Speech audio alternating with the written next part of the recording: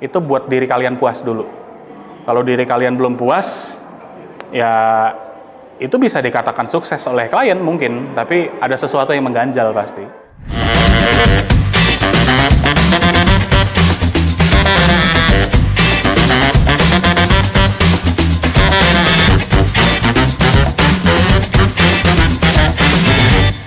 Dari kampus Universitas Negeri Semarang, lahir sosok kreatif yang kini menembus industri game internasional, Leo Avero. Halo teman-teman, saya Leo Avero.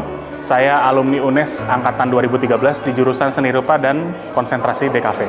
Sekarang bekerja sebagai konsep artis dan art director, dan di sela-sela kesibukan itu juga sebagai co-founder di Separuh Interaktif dan kreatif director juga di sana, dan kita lagi bikin game Agni Village of Calamity.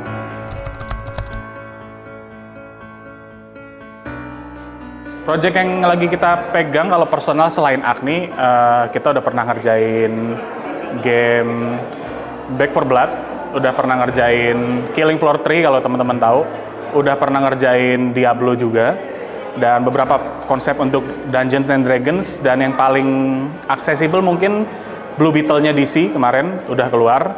Dan kalau video musik kita pernah ngerjain Coldplay X BTS yang My Universe, Megan Thee Stallion featuring Dua Lipa yang Swedish Spy, dan iklannya untuk Katy Perry yang Just Eats, dan masih banyak lainnya yang masih di bawah NDA dan kita nggak bisa cerita.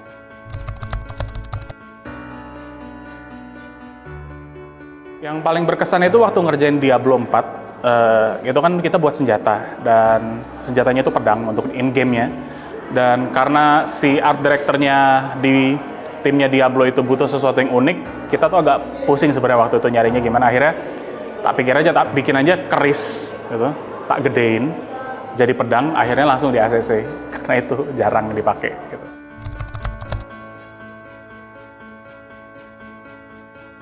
Yang paling menantang sih kerja dengan direkturnya yang itu ya, yang My Universe sama Coldplay itu, dan itu direkturnya sama kayak yang Megan Thee Stallion dan Dua Lipa, karena tipe director itu kan beda-beda ya, dan tipe production designer itu beda-beda, dan jadi masing-masing cara komunikasi mereka juga berbeda. Dan yang ini sih so far paling challenging karena dia kerjanya cepet banget, jadi kita harus bisa ngikutin temponya dia, dan feedbacknya dia tuh sangat-sangat apa ya, train of thought gitu, sangat wave of consciousness yang kita harus bisa read between the lines, kita harus tahu maksudnya yang dia katakan tuh apa.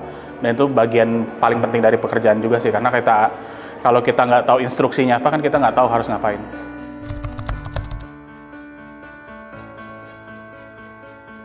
Karena bosan aja sih, karena bosan dibikin status dan mikir kayaknya kalau gerak keren gitu. Sesimpel itu aja. Kalau tantangan sih lebih ke waktu aja ya, karena kan sehari cuma 24 jam dan kita nggak bisa ngelakuin semuanya. Jadi ya belajarnya nggak bisa langsung ke yang paling kompleks, jadi kita harus pecah ke beberapa hari, cuman selain itu nggak ada sih.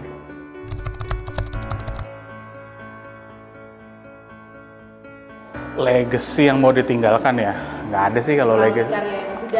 Aku nggak pernah mikir itu sih, karena apalah kita hanya debu di atas dunia, dan kalau kita mikirin legacy kok rasanya sangat-sangat narsisistik ya. Jadi fokusnya ke bikin karya paling bagus aja. Kalau orang nikmatin bagus, kalau orang nggak nikmatin it's okay gitu. Jadi aku sangat-sangat resonate dengan quotes-nya dari Saul Bass itu tuh pembuat intro sequence film-film 70-an. Dia bilang, I wanna make beautiful things even when nobody cares. Itu sangat resonate, dan legacy atau nggak ada legacy, nggak ada soal sih, nggak peduli sih. Karya yang bagus dan sukses itu adalah karya yang paling utama ya, itu buat diri kalian puas dulu. Kalau diri kalian belum puas, ya itu bisa dikatakan sukses oleh klien mungkin, tapi ada sesuatu yang mengganjal pasti. Makanya seorang artis profesional itu pasti punya personal worth di luar kerja profesionalnya untuk memenuhi kebutuhan itu.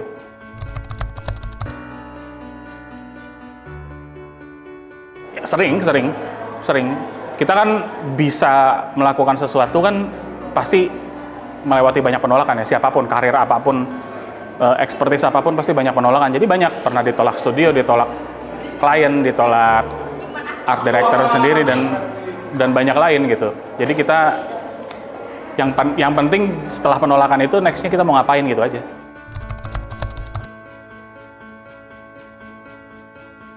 Kenangan menarik tuh waktu itu ketemu Pak Wanda, waktu semester 3 kalau nggak salah baru ketemu Pak Wanda sama Bu Nina.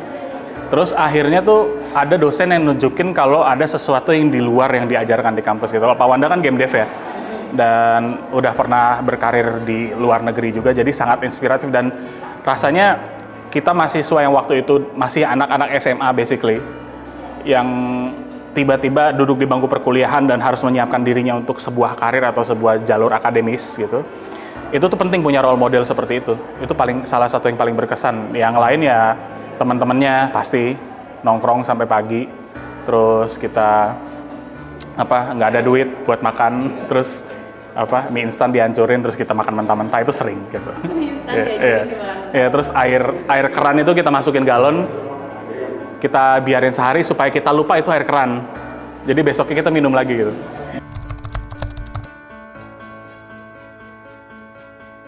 Kalau dulu sih yang paling menonjol sih Pak Wanda dan Bu Nina ya, dan kalau gaya ilustrasi sih sebenarnya nggak terpengaruh, cuman yang terpengaruh itu lebih ke ada ya, bisa ya gitu loh, lebih ke what's possible gitu. Baru setelah itu lu cari di YouTube untuk kira-kira orang lain seperti apa dan lain-lain, itu penting sih.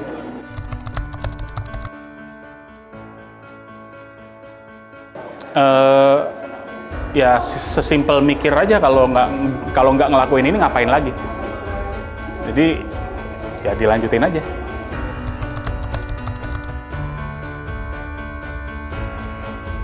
Sudut positif negatif tergantung bagaimana kita memandang ekosistem ekonomi yang kita punya sekarang ya kan. Kita sekarang kan hidup di tengah kapitalisme yang menghendaki semuanya itu efisien dan bagus.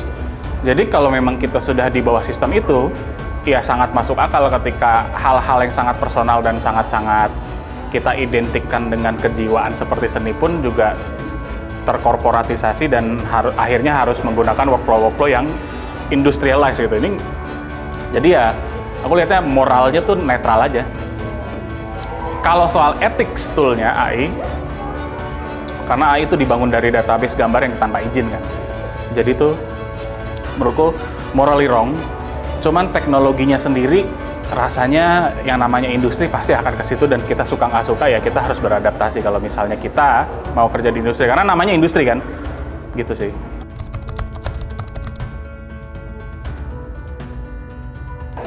Ya bisa, kalau misalnya nggak mau di industri lagi, kalian bisa buat upaya-upaya untuk bikin Patreon atau bangun audiensnya sendiri supaya kita bisa lepas dari lingkaran produksi ini kan. Jadi beradaptasi itu nggak selalu harus make gitu. Beradaptasi itu juga bisa kita ganti jalur. Atau bahkan seperti yang dilakukan teman-teman di Amerika sana, Carla Ortiz dan lain-lain.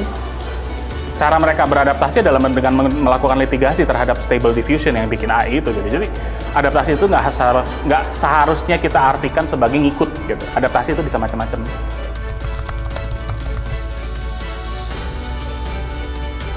Kalau tanggung jawab, menurutku semua manusia jelas punya ya tanggung jawab, karena kita semua kan sekarang punya megafonnya sendiri-sendiri ya, karena ada sosial media dan siapapun bisa viral kapan aja gitu. Jadi ngerasa tanggung jawab ada, cuman ya nggak spesial atau gimana sih. Cuman kalau kita bisa give back ya kita give back, kalau kita bisa nolong kita nolong gitu.